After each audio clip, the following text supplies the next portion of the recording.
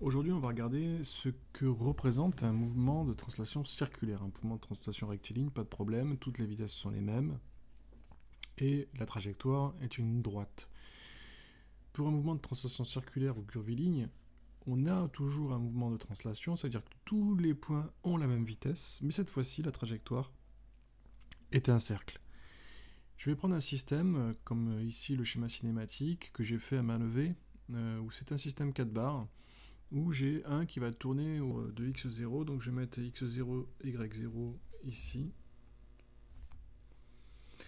Et puis je vais associer le repère x1, y1. Et je repère la position de R1 avec un angle alpha.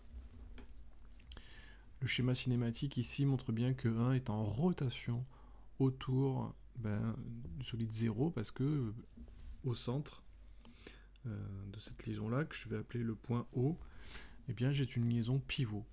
D'accord ? Ici, je vais appeler le centre le point A. Ici, je vais appeler le point B et ici le point C. De la même manière, vert va tourner autour de C. Alors, j'ai pas mis Z0, mais voilà, ici Z0, il vient vers vous. Donc, va tourner autour de C d'axe Z0. Il se trouve que les longueurs OA vont être égales à CB, et puis AB va être égal à OC. Donc en fait, on a un parallélogramme. Et donc, vous êtes d'accord avec moi que la barre verte tourne de la même façon que la barre bleue. Donc l'angle alpha, qui sert à repérer le solide 1, va permettre aussi de repérer le solide 2 de la même manière. Donc ce référentiel R1 va servir aussi à repérer la position du référentiel 2. Ensuite, il faut regarder la pièce 3.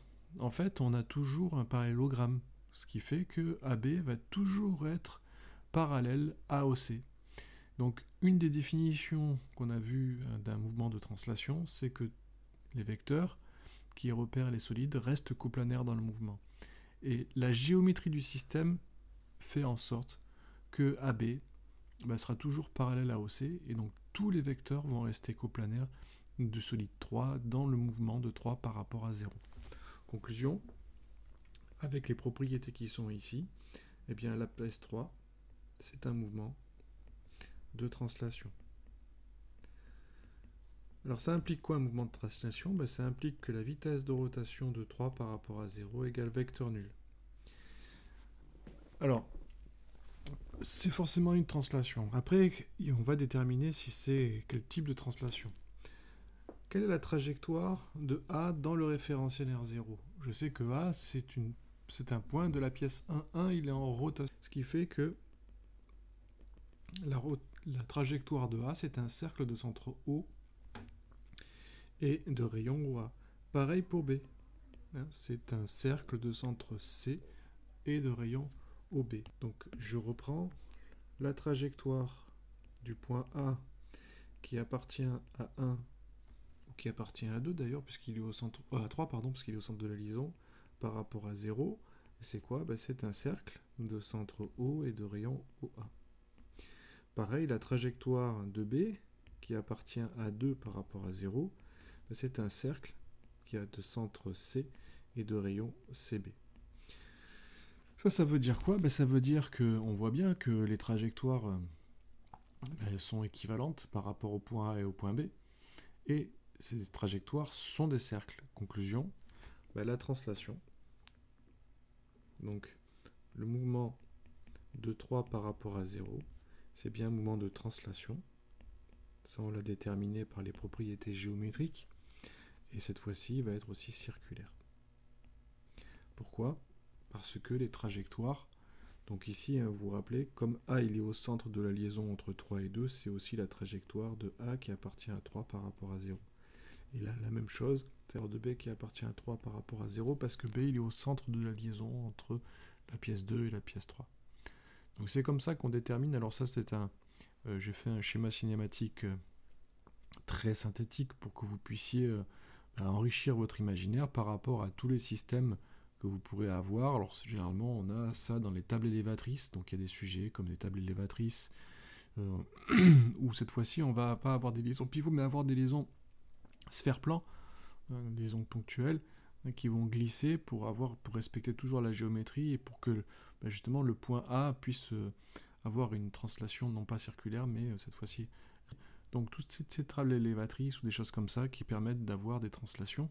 Donc on les retrouve assez fréquemment, et celle-là elle est assez piégeuse parce que c'est géométrique. On retrouve des translations circulaires, donc ça c'est un premier exemple. Hein. On retrouve donc je vais prendre un exemple 2. On retrouve des translations circulaires, par exemple dans les manèges. Donc je vais représenter rapidement un manège. Vous avez un manège, il y a une liaison pivot qui tient une petite nacelle. Et bien ici, cette petite nacelle, elle sera ici. Pareil ici. Voilà. Donc à différents moments, la nacelle, elle va avoir un mouvement parce qu'elle se déplace. Et on voit que tous les points restent parallèles dans le mouvement. Hein, ils sont complanaires. Conclusion, eh bien, la nacelle, le mouvement de la nacelle par rapport au sol, hein, c'est un mouvement de translation. Et on voit bien que le centre de la liaison décrit un cercle. Ce centre-là décrit un cercle. Donc ça veut dire que, comme c'est un mouvement de translation, voilà, je vais dessiner la trajectoire du centre de la liaison. Ici, ce point-là, hop. Voilà. Si je prends un autre point pareil, donc ça veut dire que la trajectoire de chacun des points qui composent la nacelle, c'est un cercle. Conclusion, eh bien, vous allez avoir un mouvement de translation circulaire.